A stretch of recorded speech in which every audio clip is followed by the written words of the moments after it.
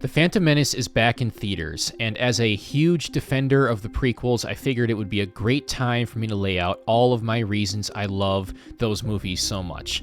Now, the narrative has shifted somewhat over the years. People seem to be appreciating these movies more and more as the years go by, especially after the release of the sequel trilogy. However, I still don't believe the prequel trilogy gets the credit that it deserves for its beautiful storytelling. And look, part of this is going to be nostalgia. Absolutely, that is a factor in how much I love these movies. That cannot be denied. Attack of the Clones was the first Star Wars movie I ever saw in theaters, and it changed my life. The build-up to Revenge of the Sith was like nothing I have ever experienced before. However, for the sake of this video, I'm going to focus on actual arguments, specific things that I can point out about these movies that I love, and there are a lot of them.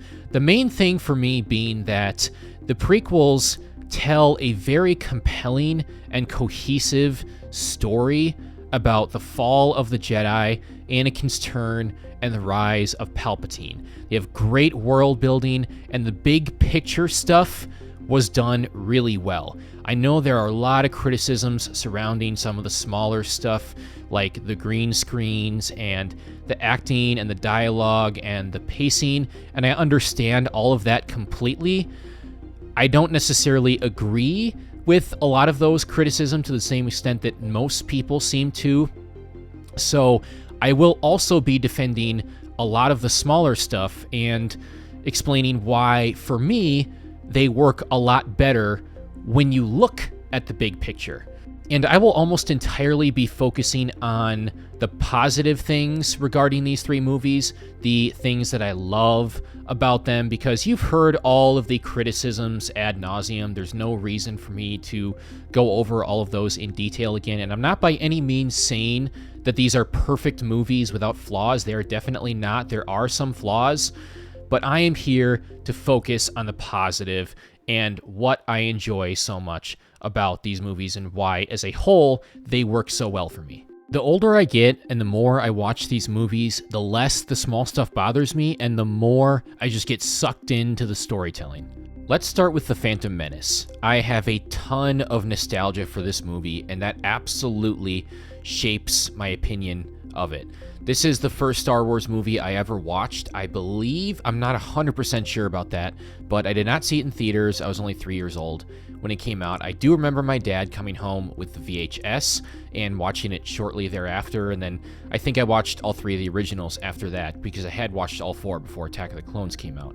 I'm pretty sure this is the first one I ever watched, and I did like coloring books and I drew the characters. I was obsessed with this movie as a little kid. Now, it is certainly my least favorite of the prequels. I think it is definitely the weakest and most flawed of the three. However, I also think it has a ton of merit and fits well within the trilogy and has a ton to offer for the larger story of the trilogy. Something that I have come around to a lot more as I have gotten older is the political aspects. As a kid, they didn't really bother me.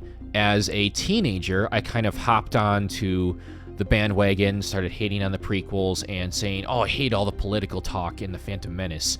And literally, the first line in the opening crawl has to do with taxation of trade routes. And now, I almost like that stuff more than I like the action. Don't get me wrong. The best part of this movie is by far and away the final battle, which I will get to. But I have come to appreciate the political aspects significantly more throughout the years as I have gotten older and become a more political person myself. I think all of this talking, the Senate meetings and everything was incredibly compelling and extremely necessary to tell the narrative regarding Palpatine's rise to power. You have to remember that this was all his doing. He used the frustrations of the Trade Federation regarding the taxes to create this threat on Naboo, which he then used to sow mistrust and frustration in the Senate and Chancellor Valorum, which he then used to become Chancellor himself. The guy was playing 4D chess with himself throughout the entire trilogy, and it starts right away with this one. I love how we get both sides of the character in this movie. We get a good amount of both Senator Palpatine and Darth Sidious. Sidious especially, I think, has a really cool and interesting role in this movie. We get glimpses of him throughout the runtime, talking to the Trade Federation, giving them orders. And he's kind of this mysterious, looming presence throughout the movie, and he just oozes intimidation and screen presence. I mean, the first thing we hear from him is, "I don't want this stunted slime in my sight again." I also love how the hologram kind of muffles his voice a little bit so that he sounds even more Emperor-esque, like, "Begin landing ground troops."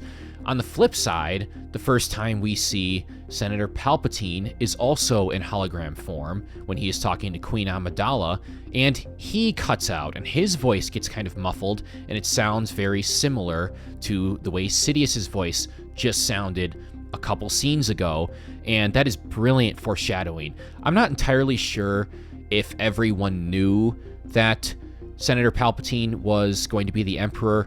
I did because my parents did, and anyone who actually looked at the actors did. But I know there are a lot of people that actually didn't, so I'd be interested to know what people thought at this point of Senator Palpatine. But like I said, me and my family, we all knew from the jump, and just looking back on it, there's tons of brilliant foreshadowing, not just involving Palpatine in this movie, but also Anakin and the Jedi in general, and so many other things. I love how this movie gets to the action right away. Some of the Star Wars movies will wait a while before getting to any real action, in particular, lightsaber action. The lightsabers come out right away in this one, and they get to destroying droids, and I just thought that was so cool the first time I watched it. The Jedi in their prime, just destroying all these faceless, nameless enemies.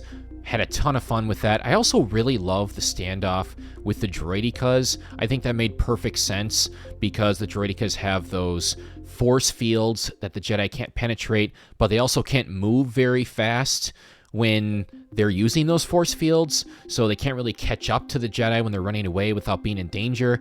So I thought that was pretty cool. Made a ton of sense.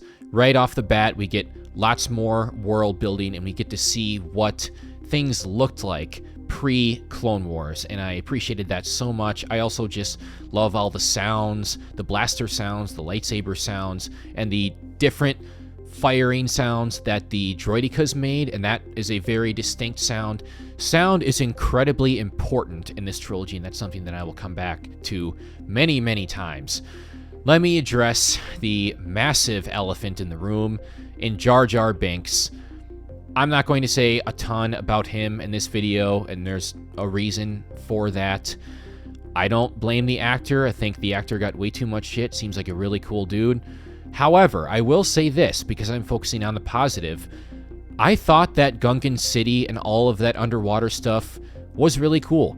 Gungan City looked gorgeous. It's a cool idea. It's kind of like Star Wars' version of Atlantis. And I also really loved the creatures that were under there when they were going through, up to Naboo the short way through the planet core, using the bongo and all those cool creatures and fish they ran into. Always a bigger fish. I don't think these movies get enough credit for being as quotable as they are. There are so many one-liners in this trilogy, such as the one I just mentioned, "There's always a bigger fish." You're right about one thing, Master. The negotiations were short. A lot of them admittedly come from Obi-Wan, but there are so many quotes from this trilogy that I use in everyday life. Of course, the big standout of the Phantom Menace is Darth Maul. He is just such a cool character. I love his look. Very creepy, almost like a horror villain. It's funny that the demon in Insidious actually looks just like him. And I love the first time he comes on screen and Sidious says, "Not for Sith." Such a great moment. He's got a really cool theme. It's not even really music. It's kind of just sounds. It's like whispers, like da, da, da, whenever he's around. Love that. You can really feel his presence. And I think that not talking much worked very well for the character. I don't know exactly how everyone else feels about this. I know he talked a lot more in the Clone Wars, and that worked as well. But I think it was cool that he didn't. It felt more like a quiet assassin. He felt almost scarier that way. And, of course, have to give a shout out to Ray Park, who absolutely nailed all of the physical aspects of the character. Just incredible stuff, and because of him, we got probably the best live-action fight in Star Wars history. I also want to address one of the biggest criticisms of this trilogy, and this movie in particular, and that is midi-chlorians. I was not a big fan of them, like most people. I have somewhat come around to them a little bit. I don't hate the idea that different people are more powerful in the Force than others, and that you can actually measure that. I understand why people don't like it, and I'm not sure that I love them. I get that it demystifies the Force. I understand all that. But I don't hate them as much as everyone else, and there's something that I have sort of come around to throughout the years. The pod race is pretty cool, maybe a little bit too long, but it is really enjoyable, and something that really stood out to me for the pod race was the sounds. The pod sounds were so cool, and I love how each pod sounded different. Sebulba's pod in particular sounded very distinct. Just thought that was so cool, and it was a very intense scene. We knew what was going to happen. We knew he was going to win, but it is just such an awesome scene to watch, especially if you have a big screen with surround sound. Just really, really hits. And like I said, sound is massive in these movies, and they elevate them so much for me. All of those cool Star Wars sounds, Lucas absolutely nails them. Let's talk about the man himself, or in this movie, the kid himself, Anakin Skywalker. And first of all, let me just start by saying, guys, I know the damage has basically already been done on this front, but leave Jake Lloyd alone. He did a good job for a kid, and it is really sad that his life was basically ruined from this movie. I can't believe people were treating a little kid that way. That is absolutely disgusting. Just wanted to get that out of the way. Now to talk about the actual character, and contrary to what a lot of people seem to believe for some reason, they planted the seeds for his turn very early. The first one was him not wanting to leave his mom. He was old enough to the point where he had become really attached to his mom, but not old enough to where he was ready to leave her, and that's why the Jedi usually take kids and train them when they're younger, before they had formed any of these real attachments to people. So the fact that he has to leave his mom, then you have the council telling him that he might be the chosen one, but also they're not going to train him because they don't trust him and he's too old and he might turn to the dark side. Got all of this stuff rumbling around in this little kid's head. That is just too much for him to take. And I'm not saying that the Jedi were wrong necessarily in this specific case. It's hard to say what would have happened if the Jedi didn't train him. I'm guessing Palpatine would have found him anyway and trained him anyway, so they were probably right to train him, and Qui-Gon was probably right that they should train him. But this was just a very unfortunate situation, and Palpatine knew this, and he preyed on it throughout the entire trilogy. This kid was full of insecurities, full of fear, full of emotions that he did not know how to deal with. And let's be honest, the Jedi handled him horribly. They could have approached this so much better and taught him a more constructive way to deal with his emotions instead of just forget about it, no fear, no attachment, none of that. That won't work. All that is going to do is make someone feel those emotions more and not know how to deal with them. And I just want to give a shout out to my guy Qui-Gon, because he was right about everything. And this is something that most people have seemed to agree on throughout the years. Look, it can be debated, like I said, whether or not the Jedi should have trained Anakin, but I think it was better to train him as a Jedi than to not. So I think that was the right direction to take, and I think if Qui-Gon had still been around to train Anakin and he had done so, I think everything would have turned out fine. I truly believe that. I think Qui-Gon was the right guy for it, and I don't think Obi-Wan was. And Palpatine, of course, got his claws in him right away. We will watch your career with great interest. I mean, he kept an eye on him the entire time, and everything played out exactly the way he wanted it to, and the Jedi just drove him right into Palpatine's hands.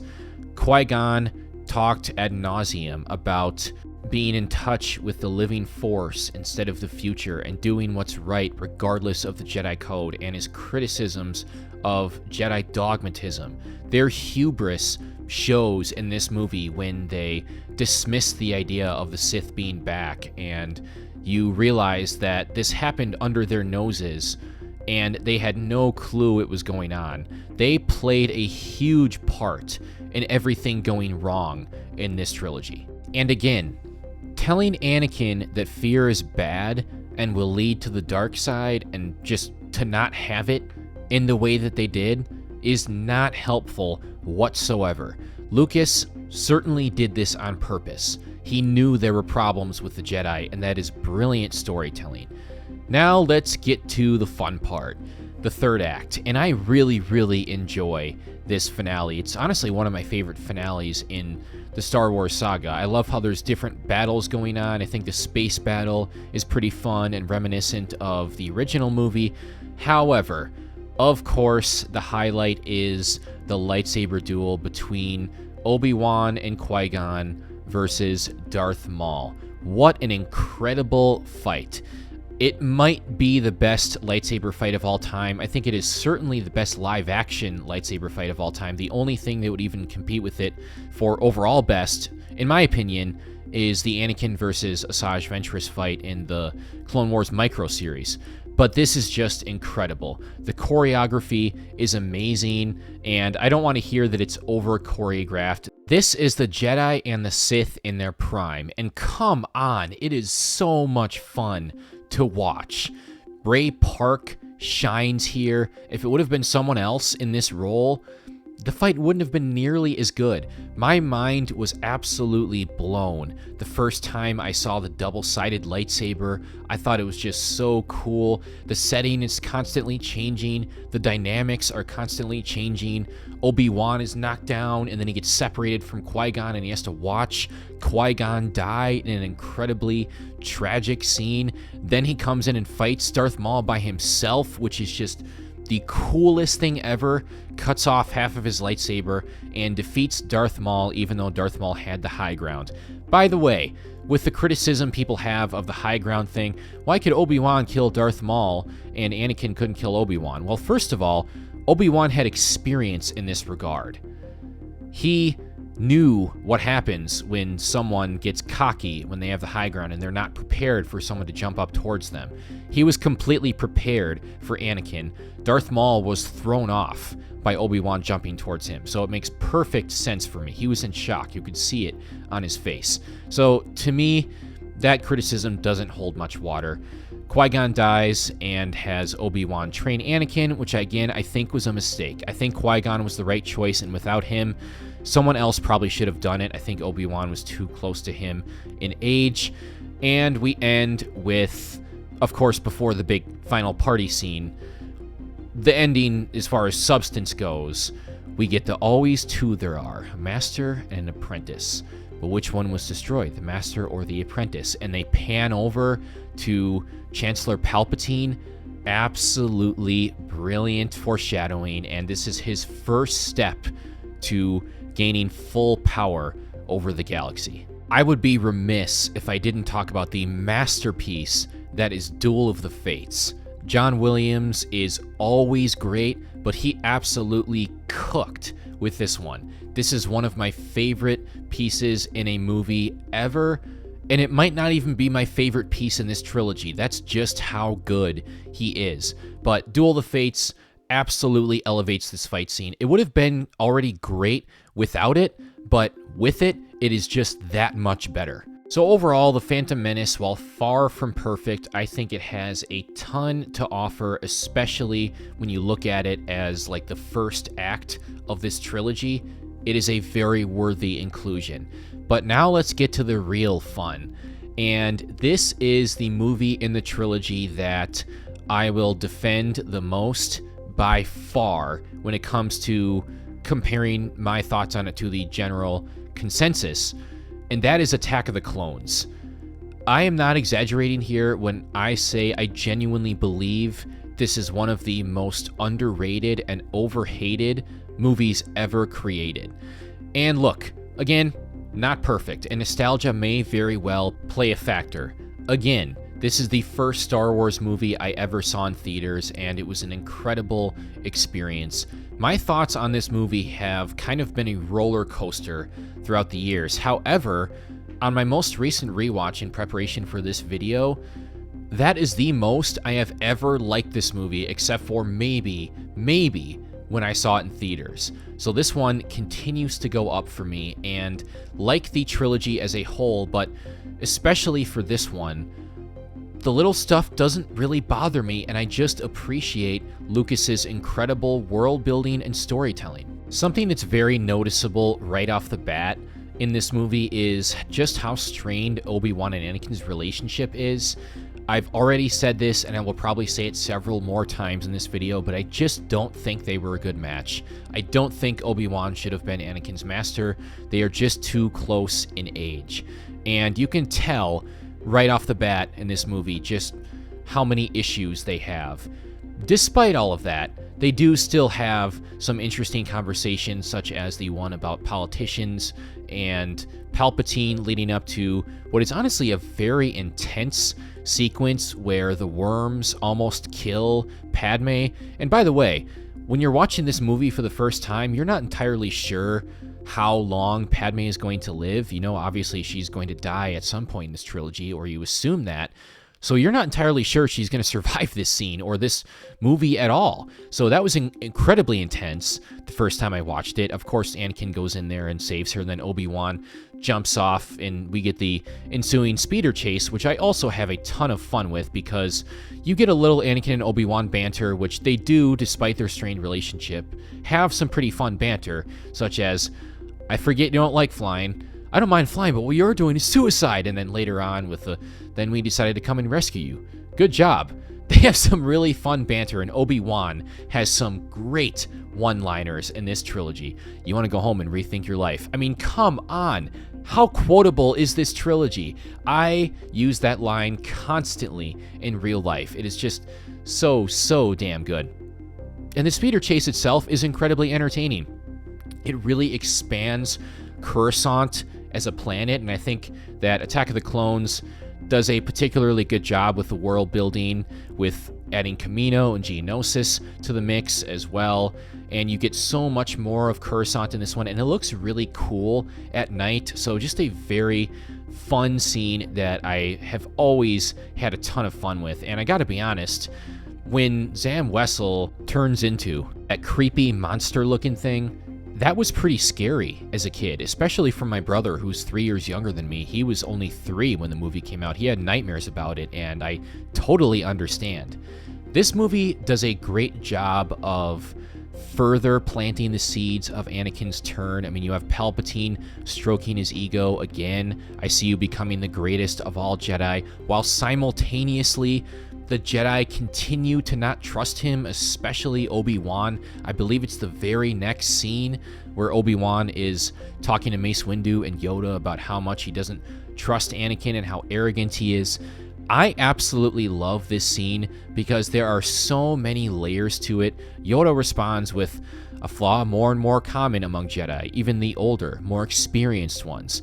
Now, he is actually talking about Obi-Wan right to Obi-Wan's face, and Obi-Wan doesn't realize it. However, what Yoda, the old wise Jedi, doesn't realize is that he's also talking about himself and basically every Jedi. I mean, all 3 of those guys were very arrogant in this trilogy and played a huge part in the fall of the Jedi. One of my favorite elements of the movie is the Obi-Wan detective plot. I've always really enjoyed that, starting with trying to figure out where the dart came from. And look, I like Dexter.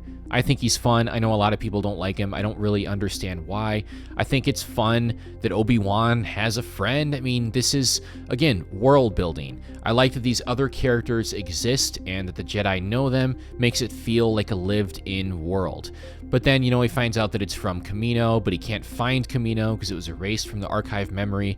Now, I'm a little confused here, and maybe someone can help clear this up. Sidious wanted the Jedi to find the clones, right? So if that's the case, why did he have Dooku erase it from the archive? There's a few things that are still not completely clear to me, and I'm sure if I read more books and stuff, I would know, but maybe he just wanted them to find the clones later, or he wanted to make it difficult and so that only certain people would be able to find. I'm not entirely sure what the plan was there, but obviously things definitely worked out in his favor. And I also used to think that Sifo-Dyas was never involved, but he was. He made the original order for the clones as protection against the Sith because he saw the rising threat of the Sith, and the Jedi didn't believe him because of course they didn't. Talked about that earlier on in the video. They were totally blind to it because of their hubris. Dooku killed him and took it over and then implanted the Order 66 chips and all that stuff, and Sidious, of course, decided to use this to his advantage like he did everything. 4D chess, my friends. And another criticism people have is, and this is also something that I was confused about for a while, why did the Jedi take these clones? Didn't they find it suspicious that they were created from a host that works for Count Dooku? Didn't matter. They were so desperate and arrogant, and they needed to fight off the rising threat of the Separatists, which was created by Palpatine, so they had to take the clones. Man, this is just, it all worked out exactly in Palpatine's favor. And let me just say that the clone theme is really, really cool. And Kamino as a planet in general is also really, really cool.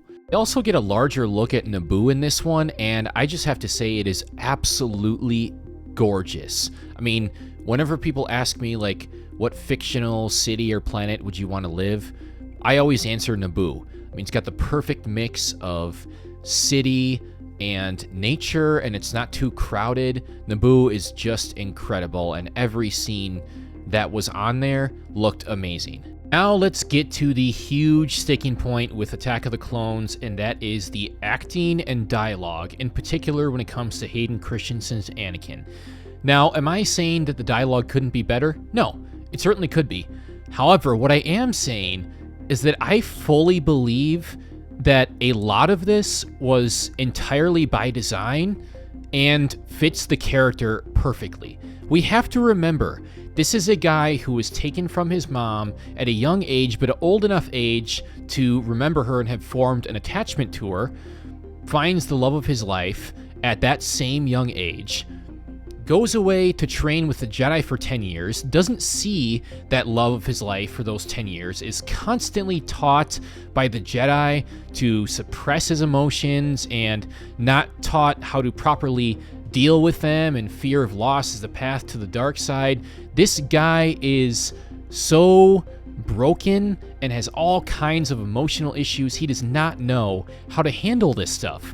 Then he sees the love of his life again 10 years later and doesn't know how to handle it. That makes perfect sense to me. Yes, the dialogue was bad, but it works. The character is supposed to be awkward. He doesn't know how to handle his emotions. He doesn't know how to talk to women. So all of this, to me, makes sense for the character, and I fully believe that most of this was done deliberately on the part of Lucas and Hayden Christensen. Even the famous "I don't like sand" line, and the "I wish I could just wish away my feelings" line, and all of the other lines that people love to bring up feel totally realistic to me, given the place in his life this guy is at and everything he has gone through. I truly believe that a lot of people underestimate just how awkward people can be. Trust me, I would know. Going along with that, Across the Stars is one of the most beautiful pieces of music ever put to screen. I said before that Duel of the Fates might not be my favorite piece in the trilogy. It's probably Across the Stars. I mean, it is absolutely incredible. I get in the feels every single time that I listen to it. And look, whatever gaps there may be chemistry-wise between Anakin and Padme, I think are filled in purely from Across the Stars. I mean, I've heard people say who do not like their chemistry and acting and dialogue whatsoever, that Across the Stars was still able to sell them on their love. And that is a huge credit to John Williams. The guy is an absolute genius. Once again, he cooked with this trilogy. We get hints of the song throughout the movie, and then we kind of get the full version on Geonosis after Padme's confession, which, by the way, people always make fun of that one. I truly, deeply love you. I like it. I don't care. I think it's beautiful. And then they go out into the arena and we get the full, louder version of Across the Stars after it was kind of cut off when their really awkward first kiss. Love all of that. The timing was perfect on every occasion this song was used. By the way, not to bring the sequels into this, but while we're on the subject of chemistry, in my opinion, nothing Anakin and Padme ever did was even remotely as awkward or cringy as the kiss between Kylo and Rey in Rise of Skywalker. But that's just me. One of the most interesting conversations that they have that is not related to romance is the political conversation. First of all, Anakin's comment about, I like 2 or 3. Agree with that. What I don't agree with is his infatuation with dictatorships, which that should have been a massive red flag, Padme. Well, if it works. Brilliant moment of foreshadowing, showing that Palpatine, the Emperor Darth Sidious, is going to be a dictator of the entire galaxy, and Anakin is going to be at his side. And also showing one of the many times in this trilogy, showing that Padme is the most rational and ethical person probably in this entire trilogy. Let's switch gears and talk about something that I believe is not nearly as controversial, and that is everything involving Obi-Wan and Jango, which I absolutely love. Starting with their original conversation where both guys know that the other person is an enemy, but they're not being honest, and they're asking questions that are a bit vague and giving answers that are a bit vague. Completely loved all of that. It was a very fun, cryptic cat and mouse conversation. Then we get to the fight, and the fight on the ground is cool, and I love the music. It makes me think of Star Wars Bounty Hunter, so I guess that's kind of like a Jango fighting theme. But what really stands out here is the space battle, and I am not kidding when I tell you hearing those seismic charges in the theater absolutely blew my mind. I mean, that was the coolest thing I have ever seen, and it has never been topped. Like I said, this was the first Star Wars movie I ever saw in theaters, and that is an experience that will never be rivaled, even with Revenge of the Sith, because Revenge of the Sith didn't have anything like those seismic charges, and the delays, just so cool. I'm going to keep coming back to how important sound is to these movies. The missile sounds are also really cool, and the lasers, such a fun scene, plus another one-liner by Obi-Wan, "Blast, this is why I hate flying." I believe one of the most important sections of this movie, especially in regards to the trilogy as a whole, is the plotline involving Shmi Skywalker, Anakin's mother. If the Jedi had handled Anakin better, I believe that parts of this could have played out differently. Starts with the dreams, which are super terrifying, by the way. I mean, having such vivid dreams about a parent dying and crying out for help. I don't blame him for leaving. I would have done the same thing. And I love the addition of the voice, too, because I believe originally we just saw him kind of squirming around and we didn't hear anything in regards to the dream. I know Lucas makes a lot of changes to these movies, but I think adding the voice there was absolutely the right choice. It makes the dream even creepier and more foreboding, really plays to his fear of loss, and also leads perfectly into the next movie. I love the Duel of the Fates on the speeder. Some people think that is an improper use of the song. I thought it totally fit. I mean, the guy is on a mission when his mom actually dies right when he gets there.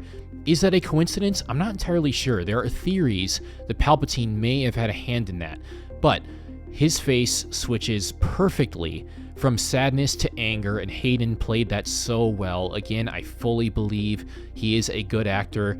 Next step towards the dark side was a huge catalyst in leading him to the dark side. And I also think that he played the I killed them all scene perfectly. That scene is absolutely haunting to me. We have the Sidious theme playing, then it leads into the Vader theme, both pretty subtly.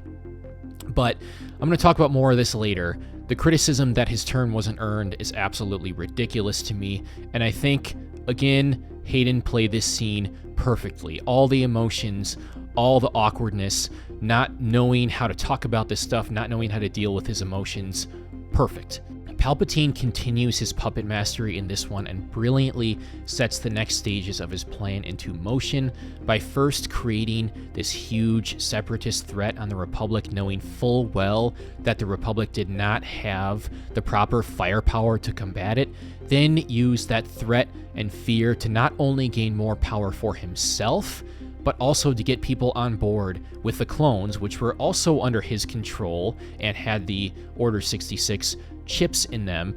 Another part of this that I don't feel like it's talked about enough is the fact that Palpatine deliberately sent Padme away because he knew she was against the creation of an army, and had she been there, they would have never been able to use the clones, and that would have gone against his larger plan. So he created this assassination attempt on Padme's life so that he could send her away under the guise of being safe, but he really wanted her gone so that they could approve the creation of an army and get himself emergency powers through Jar Jar, which, by the way, poor Jar Jar, man. I mean, this guy already gets enough crap for the Phantom Menace, but now he has to get blamed for indirectly being the reason the Empire comes to power. It was not his fault. He didn't know. He thought that Padme would have done the same thing, and they kind of manipulated him into doing it a little bit.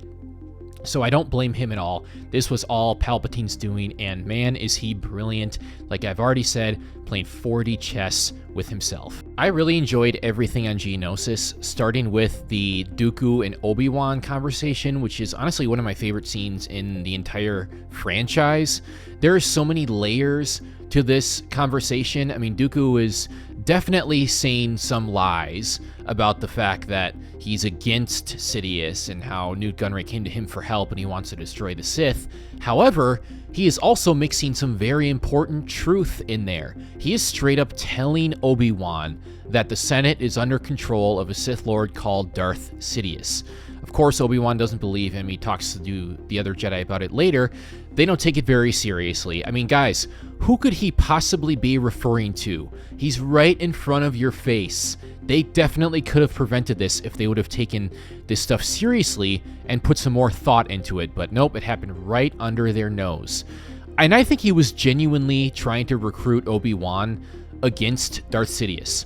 I think he was really doing that, just like Vader tried to recruit Luke against the Emperor in Empire Strikes Back. I think that was genuine as well. Remember that Sith Master and Apprentice are always plotting against each other. The Master is always trying to replace the Apprentice is always trying to overthrow the Master. Palpatine, Sidious, was able to overthrow his Master, and now Dooku is trying to do that with the help of Obi-Wan. Destroying the Sith, I don't think he wants to do that. He wants to become the #1 Sith Lord. But it's just such an incredibly interesting conversation, and what he said about Qui-Gon was also true. Qui-Gon was right about the corruption in the Senate and the Jedi Order. However, Dooku was wrong about the solution, killing a bunch of people and joining the dark side. And he was also a pawn in Palpatine's game. Droid Factory scene is pretty entertaining. There's some very fun music in there. John Williams never misses. We get some fun R2-D2 and C-3PO banter. This is kind of the first time that we really start to see that in the prequel trilogy. And of course, we get the Obi-Wan's gonna kill me line when Anakin loses his lightsaber. I have always had a ton of fun with the arena fight. I think it is so awesome. And I used to have the toys of the three creatures, the Reek, the Nexu, and the Acklay. I might still have them, either me or my parents might still have them laying around somewhere, but I just used to play with those all the time. So much nostalgia. And I also love how the first part of the arena battle shows off the resourcefulness of not only Anakin and Obi-Wan, which we already knew, but also Padme. She is very competent, and this movie highlights that, and I thought that was really cool. So these characters are very capable of handling themselves against those creatures without any weapons or anything. I loved that. I also love how increasingly frustrated Newt Gunray becomes, shoot her or something, and then like the random laugh. I think that was him, but some really fun little moments in there. Mace Windu has a badass entrance, another one of my favorite moments in the entire franchise. And we have to remember that in The Phantom Menace, the only Jedi that we really got to see fight were Obi-Wan and Qui-Gon. In this one, Mace Windu comes in there, so we're like, oh, he's gonna fight too. He's got the awesome purple lightsaber, which was Samuel L. Jackson's idea. He really fought George Lucas to get that, and I think it's so cool. It makes his character even more distinct and memorable.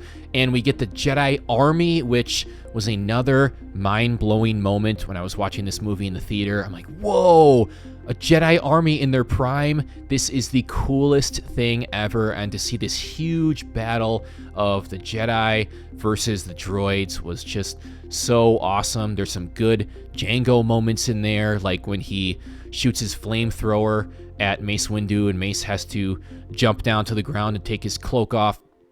And the scene where there's that Jedi apprentice, I can't remember his name, but he was about to kill Dooku, and then Jango shoots him, and then, of course, does the gunslinger thing. And I also have to point out that Jango did not just stand there and let Mace Windu kill him. If you pay very close attention, you will notice that he tried to fly away, but his jetpack wasn't working because it got trampled by the Reek. So Lucas puts a lot more thought into these things than a lot of people might think. That makes perfect sense to me. And it did take me a while to realize that, but honestly, what could he have really done? Ran away? That would not have worked very well. So logic stands there. And also, if you pay close attention, you will notice you see the shadow of his head flying out of the helmet. Of course, it was PG, so they couldn't entirely show that. And then we get the cavalry moment, the on your left moment of the clones arriving, and it was earned in this one because it was set up. Obi-Wan goes to see the clones earlier in the movie. We know that there's a bunch of them ready. Yoda tells Mace Windu he's going to go to Kamino to get the clones, and he'll be late to the fight, late to the party. So that was cool, a very well-earned calling the cavalry moment, and the clones save the Jedi and everyone else from losing that battle. I've always wondered what would happen if Jango was still alive when the clones got there, because he works for the Separatists and Dooku, and the clones are clones of him who are against the Separatists. So would he have killed his own clones? I've always really wondered about that. And if you ever played the old Star Wars Battlefront 2 in the Clone Wars on a map that has Jango as the leader for the Separatists, he does kill his own clones. So maybe it worked out for the better movie-wise that he died before they arrived. Otherwise, that would have been really awkward. I think the battle in the dust looks really cool. It's the beginning of the Clone Wars, and that is a piece of cinematography that has always stood out to me, some of the best in the entire franchise, in my opinion. We get more fear of loss, more attachment from Anakin when Padme falls out of the ship and she might be dead. He already lost his mom in this movie, and it almost took precedent over his duty. He almost got them to land the ship, and they would have never been able to fight Dooku. Obi-Wan talks him out of it, and that will come back around in a way later. This final battle is definitely not as flashy as the one in The Phantom Menace. I mean, they didn't have Ray Park in this one. They had Christopher Lee, who is a pretty old man at the time of the filming of this movie, but I do think that they did the best that they could given the limitations they had to work with. I think that they used the lighting to their advantage, and some of the ways that the scenes were shot worked for someone who can't do all the crazy acrobatic stuff, and it was cool seeing Anakin use 2 lightsabers. And of course, the highlight of this final battle was seeing Yoda fight. I mean, the Force battle first was epic, and then seeing him finally bring out his lightsaber. At the time, this is the first time we'd ever seen Yoda fight. All we had really seen of him was this old, wise Jedi in The Empire Strikes Back and Return of the Jedi, and he didn't really do anything in The Phantom Menace either, so it was absolutely mind-blowing to see him take out his lightsaber. And I know a lot of people criticize the jumping around. I get it, but I've always enjoyed that. I think that is a ton of fun, and it makes sense given his size that he has to fight that way. Attack of the Clones also has one of my favorite endings in the franchise. We get our one glimpse at Darth Sidious in this one, and while I said that The Phantom Menace had the perfect balance of Senator Palpatine and Darth Sidious, we didn't really need much Sidious in this one. I think for specifically what he was doing in this movie, we needed to see a lot more of the Chancellor Palpatine side, to where he was getting himself the emergency power so he could approve the creation of the clone army, and having to make sure that Padme was gone. So we get a lot of Chancellor Palpatine in this one, making his moves from that side of the action. The gun the Clone War has is such a fantastic, oh hell yes, here we go moment, with fantastic music. Gives me chills every single time, and they transition seamlessly from that into Across the Stars and Anakin and Padme's wedding. Love that so much. So beautiful, so cool. A perfect ending to a movie that will always have a special place in my heart. But now we move to Revenge of the Sith, which is easily my favorite of the three prequels, and I think most people will agree on that. I don't need to defend it to the same extent that I do Attack of the Clones, because it seems to be more of a general consensus that Revenge of the Sith is a really good movie. However, there is still a ton to talk about here. First of all, just a general observation. This movie is incredibly depressing, and it gets more and more so as I get older and watch it throughout the years. Like, this is a movie that I could watch over and over as a kid. I couldn't do that now. It's just too damn depressing, and parts of it are really hard to watch and heartbreaking and emotional. But before we get to all of that, I love the opening of this movie. Probably my favorite opening in the entire franchise. The little drums before we see Anakin and Obi-Wan flying together, just so cool. I remember seeing that in the theaters and all the anticipation. One of my favorite movie theater experiences ever. The space battle is fantastic, and you can tell immediately that the production value is better. Everything looks better. The green screens aren't nearly as noticeable. Visuals are fantastic, and Anakin and Obi-Wan have great banter in this one. Even better than it was in Attack of the Clones, and their relationship almost seems repaired in this one. Like, they're comrades, they're friends now, and I loved starting the movie off that way. It also shows how much Anakin genuinely cares about not only Obi-Wan, but each and every clone as well. He won't leave without Obi-Wan. He wants to go back to help the clones. He has clearly matured a lot in between Attack of the Clones and Revenge of the Sith.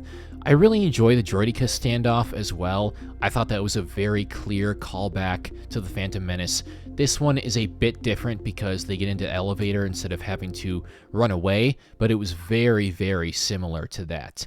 Let's talk about the Dooku fight, and this is another scene that shows off just how much Anakin has progressed, and this one is more physically than emotionally and mentally, which I was referring to earlier. He completely overpowered Dooku in this fight. I mean, Dooku had absolutely nothing for him, and I was pretty surprised that Dooku was so blindsided by Palpatine wanting Anakin to kill him. I mentioned before that the Sith are always plotting against each other.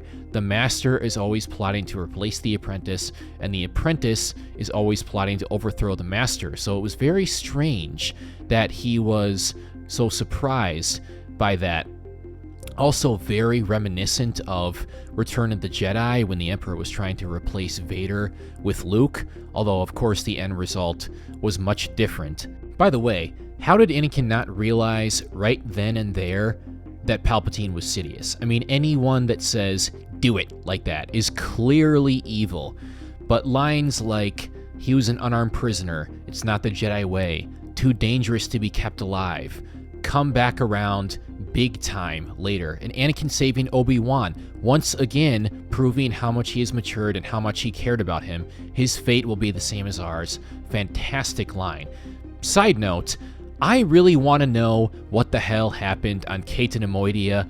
Maybe they showed it at some point in the Clone Wars or in books, I'm not sure, but I have always been super curious about that. That is such a memorable line, and their banter is at its absolute best in this movie.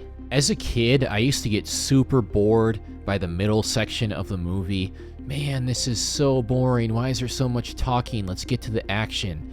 As an adult, I find it super compelling. There is so much important stuff going on here. Palpatine in Anakin's ear, constantly stroking his ego, making him feel great about himself, telling him how great he is, telling him that he's made for more. And you have the Council sowing further distrust in Anakin by, first of all, not making him a master, which Palpatine appointed him to be a master and knew this would happen. And then by not sending him to Utapau, which Palpatine also suggested, and then asking him to spy on Palpatine, Anakin was drawn in so many different directions. Despite his maturity in this movie, you can understand why he was much more drawn to Palpatine than he was to the Jedi. They were clearly driving him away. They never understood how to handle him. And of course, you have him fearing losing Padme, having the same types of dreams that he had about his mom right before she died. So he's racking his brain, trying to figure out a way to save her. And of course, Palpatine plants that idea in his head by telling him the Darth Plagueis story, which is one of my favorite scenes in the entire franchise. And the music there is great. Once again, John Williams never misses. Once again, Yoda telling Anakin to train himself to let go, to suppress his emotions, not how to properly handle them. This is how they earn Anakin's turn. We get one of several great lines from Padme. Have you ever considered we may be on the wrong side? She's kinda right. I mean, both sides are the wrong side because they're both controlled by the same evil guy, so you're kinda screwed either way. But she was definitely onto something there, and she was advocating for peace and negotiations. Man, Padme is so based, proving once again she is the smart one. Side note, Anakin and Padme definitely have much better chemistry in this one, but you know what? I think that is once again by design. They are both older, they are both more mature, they've been together for a while. Anakin in particular is much more mature, he's a lot less insecure, and he doesn't have to worry about wooing her anymore. Makes perfect sense to me. But what about the droid attack on the Wookiees? I love that Yoda knows the Wookiees and Chewbacca in particular. I mean, they've both been around a really long time, so it makes a ton of sense. That's cool. We also got a little glimpse at the Wookiee home planet in Kashyyyk, which was also pretty cool.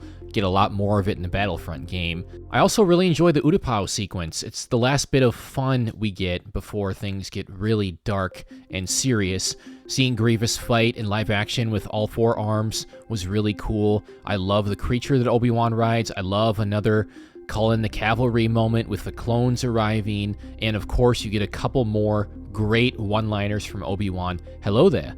And so uncivilized. He used his brains to defeat Grievous, just like he did against Darth Maul. Obi-Wan does not get enough credit for just how resourceful he is. It was really smart to open up his chest and then shoot him with the blaster, even though he didn't like doing it. Very good move on his part. Another thing I want to point out here is this was another brilliant move by Palpatine. The whole Grievous thing was a distraction, and he suggested to Anakin that he should lead the mission, knowing full well that the Council would not allow that and that they would send Obi-Wan instead. So he accomplishes two things here. Number one, he further weakened Anakin's trust in the Jedi, and number two, he made sure that Obi-Wan was gone for Anakin's turn, because I believe that if Obi-Wan was there, there is a very good chance that Anakin would not have turned. I do still think Obi-Wan wasn't the right master for them, but at this point, they actually had a really good relationship, and they had become friends, and the last time we saw them together before Anakin turned was a really nice moment. May the Force be with you. You're going to be a master soon. So Obi-Wan being gone played a huge part in Anakin turning. Palpatine outing himself was also a great scene, and at this point he knew Anakin was coming to him. There was no stopping it. I'm honestly surprised it took Anakin this long to realize it. I mean, Palpatine has been dropping massive hints throughout the entire movie. I mean, come on. Talking about the Darth Plagueis story and you can't learn it from a Jedi and all that. He made it pretty obvious, so he decided, oh, I'm just going to tell him now. I got him. And up until this point, despite all of his fears, despite all of the mixed emotions about the Jedi and Palpatine, Anakin is still doing the right thing. He has done a great job up until this point in the movie, and he was so close. We were so close to never getting the Empire, but all he needed was a little push, and that push was the Padme's rumination scene, which is one of my favorite scenes in the franchise. It is absolutely beautiful. John Williams hits once again with the Padme's ruminations music. Absolutely gorgeous and tragic. Fits the scene perfectly. And I don't know how someone can watch this scene and tell me that Hayden is a bad actor. Maybe they can say he delivers some of his lines poorly.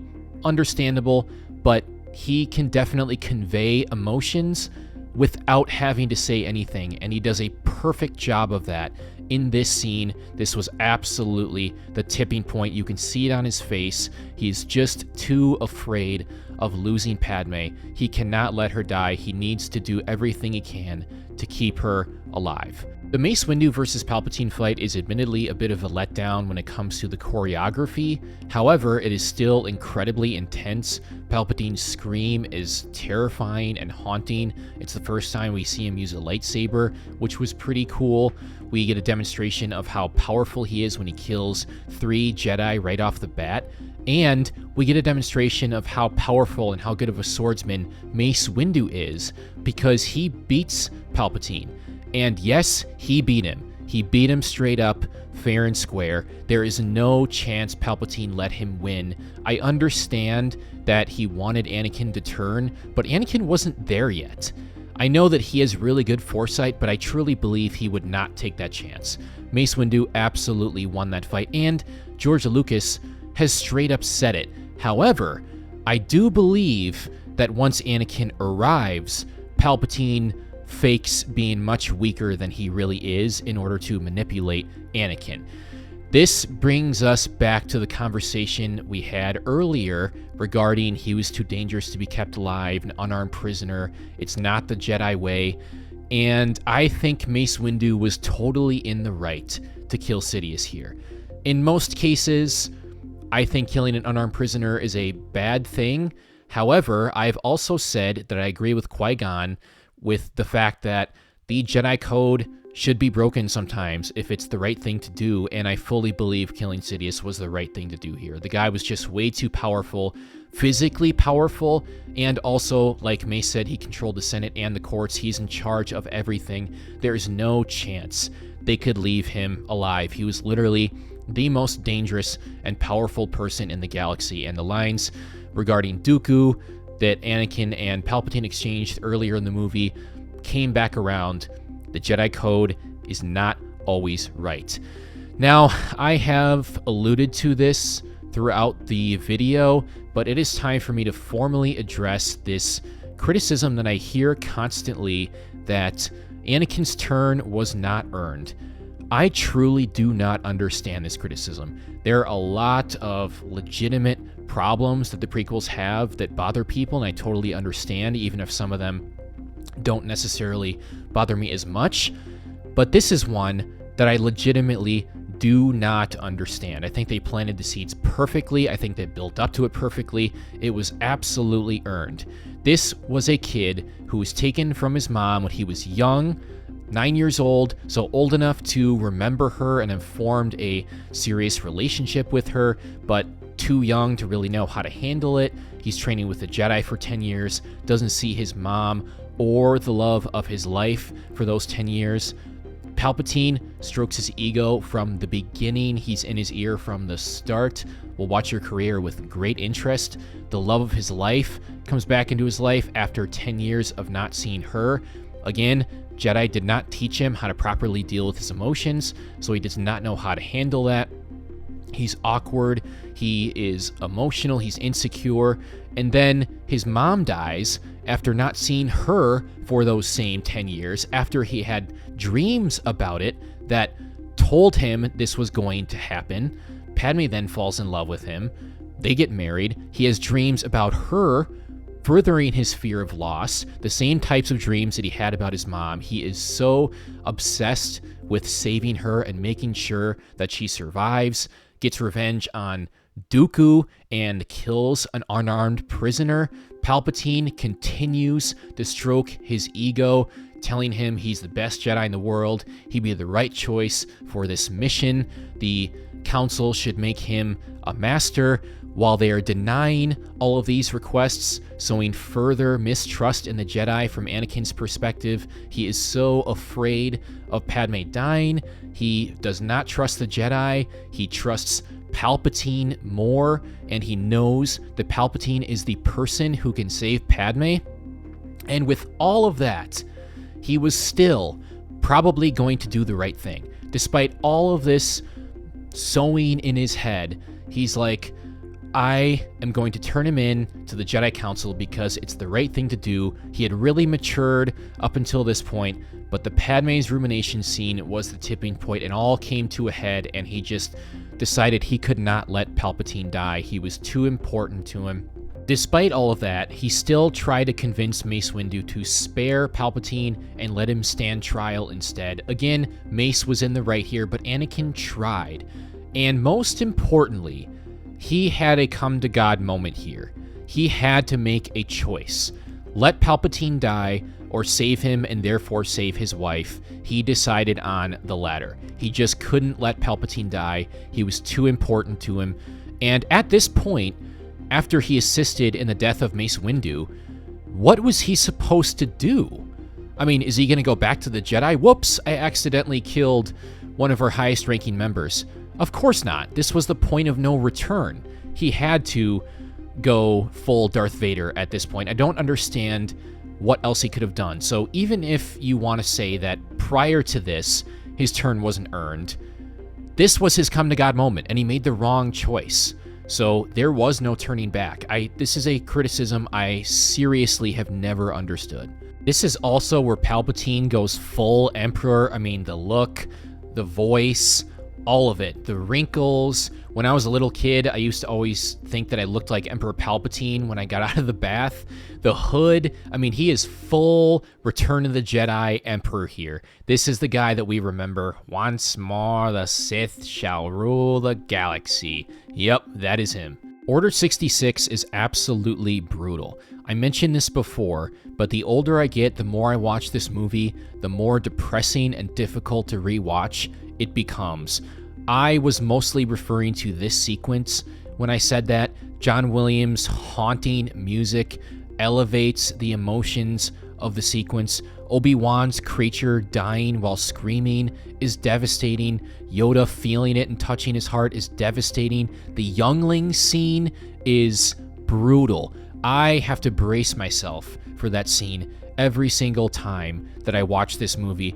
Marks the end of the Jedi Order and the end of a fun Star Wars adventure. Basically, the entire rest of this movie is incredibly dark and depressing. Very good, very compelling, but very bleak. You do get a little break from despair in between Order 66 and the Padme stuff on Mustafar. Not much of one, but it was nice to be able to breathe for a minute there. I love the scene that has Anakin killing the Separatist leaders side by side with Palpatine forming the Empire for multiple reasons. First of all, we have the Chancellor now becoming the Emperor, basically installing himself as dictator of the entire galaxy, and everyone loves it. They're cheering, and we get a fantastic line from Padme This is how liberty dies, with thunderous applause. What a great line, and once again, Padme showing that she is the logical one, she is the smartest, most ethical character in the trilogy, and she's the only one that recognizes that this is a very bad thing. On top of that, we get to see just how ruthless Anakin has become. Anakin is gone, he is Darth Vader, and we see that physically as well with his yellow eyes, which in the Star Wars universe is a sign of evil. Obi-Wan having to tell Padme about Anakin was also incredibly devastating. You can tell how awful he feels telling her this, how badly he wishes this wasn't true. I mean, the shake in his voice when he says, killing younglings, and of course Padme doesn't want to believe it, but you can tell that she probably knows that it's true. Incredible work from both Ewan and Natalie here. I thought the scene on Mustafar with Anakin and Padme was heartbreaking and really well done. You'll hear a lot of people complain about the "you're breaking my heart" line, saying that they're telling instead of showing, but honestly, I think that's a totally realistic thing for someone in this situation to say, and I think that Natalie did a great job here selling just how heartbroken Padme was over everything Anakin was doing, and I think that Hayden sold really well just how consumed Anakin was by the dark side and his lust for power, and it's some very twisted poetry that Anakin going to the dark side to save Padme is ultimately what actually leads to her death. So if he would have just let things play out, they would have turned out fine. Absolutely tragic. I love the pre-fight dialogue from Anakin and Obi-Wan. I know that "you will try" line delivery gets a lot of flack, but I thought Hayden delivered it perfectly, which leads into the final battles, and they are great.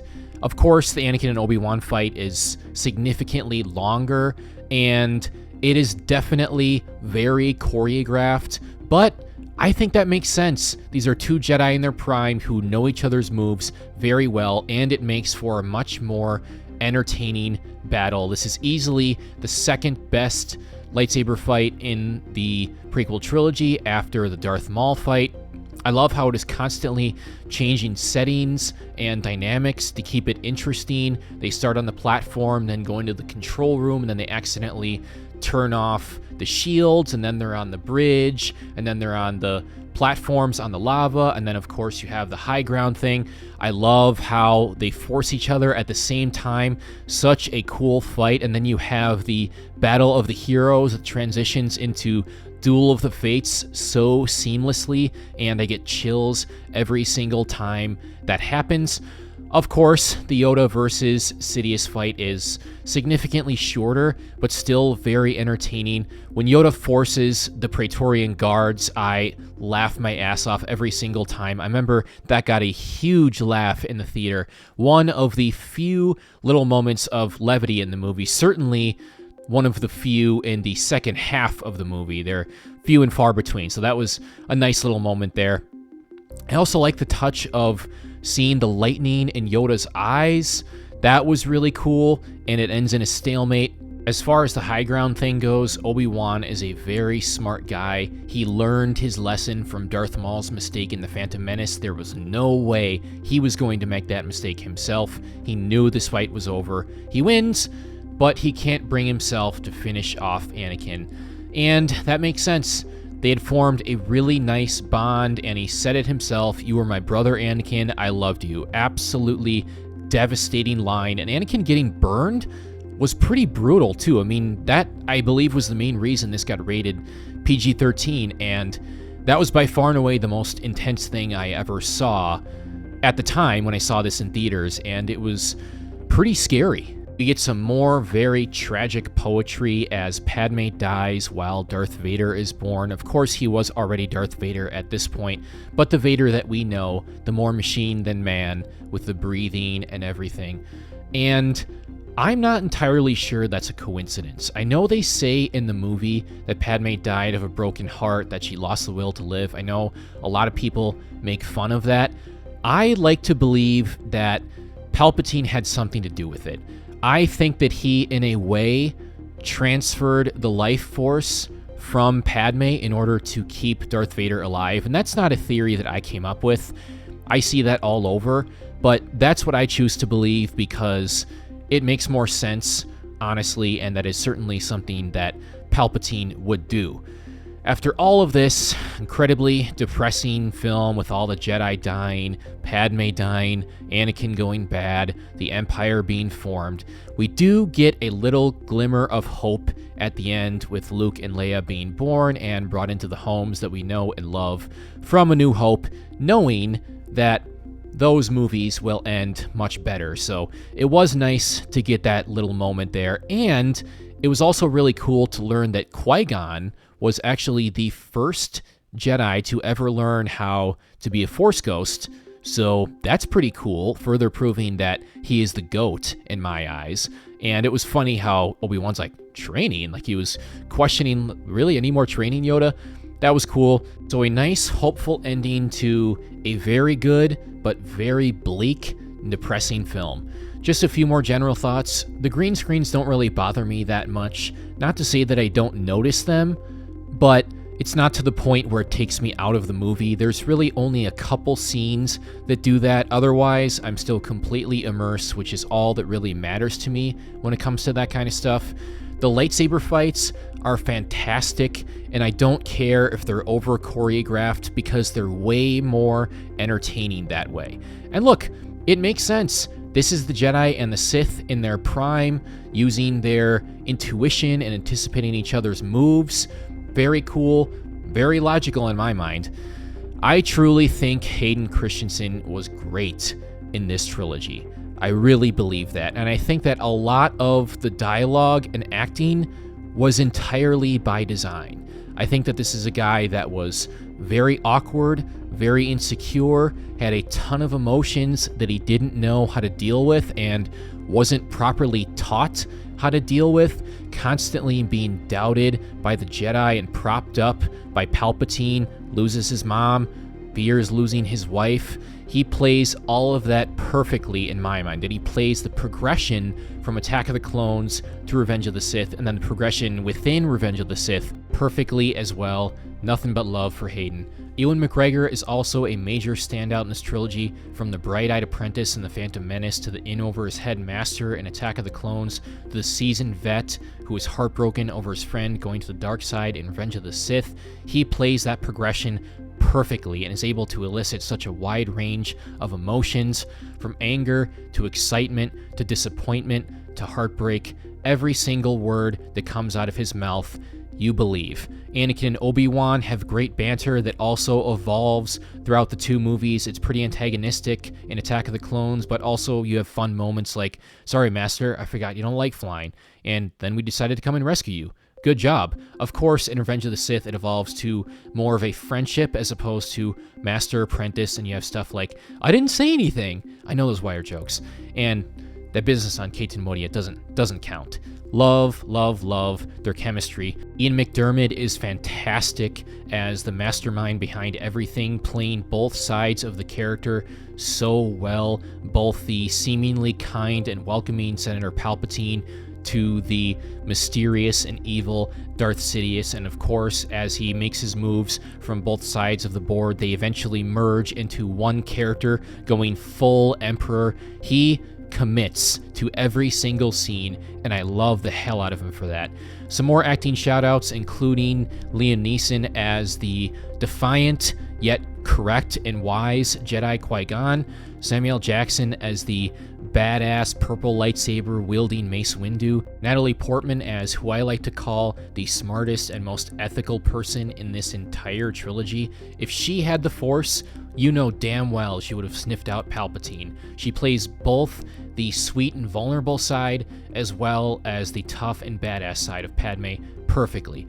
Frank Oz brilliantly lends his voice to the wise yet somewhat blind but trying to do good old Jedi Yoda, and Christopher Lee is just so damn good as Count Dooku, who thinks he's in control but is actually a pawn in Palpatine's game. Another actor that ate up every single scene. And many more. I'm sure I'm forgetting some. But we all know who the real MVP is here, and that is John Williams. You know the meme where there's a guy playing the piano and there's fire coming out of it? That's John Williams when he wrote the music for the prequels. I fully believe that this is the best work that he has ever done. Every single piece in this trilogy elevates the scene and gets you to feel the proper emotions of that scene. Whether you buy the acting and the dialogue or not, the music will convince you. From the Sidious theme, to the Maul theme, which is more like a whisper, barely even music, to the droid theme, to Duel of the Fates, to the Senate theme in Attack of the Clones. Even just sitting around, there's really good music. To the clone theme, to my favorite piece in the trilogy, and maybe my favorite musical piece of all time, Across the Stars, which even the people that did not like the dialogue and acting between Hayden Christensen and Natalie Portman bought into their love because of that song. To the Grievous theme, to Padme's ruminations, which is absolutely haunting, to the March of the Clones, to the Battle of the Heroes, the opening crawl theme, the end credits theme, anger, happiness, sadness, love, fun, action, excitement, depression. He captures all of it. And I talked earlier about how important sound is to these movies, and I'm not just talking about John Williams' music, which is fantastic. I'm also talking about the sound effects.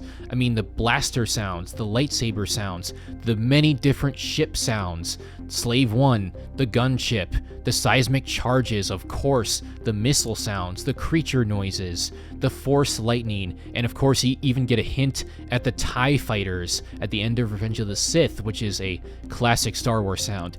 Even the lightsabers have different sounds when they turn on. That stuff is so important, and I just love hearing all of those classic Star Wars sounds. And finally, Lucas is a big picture guy. The prequels are better than the sum of their parts. Individually, I like them, but as a whole, I think they are absolutely brilliant. Because, as I alluded to before, the more I watch these movies, the less I get bothered by the small stuff and the more I appreciate the world building and grander story.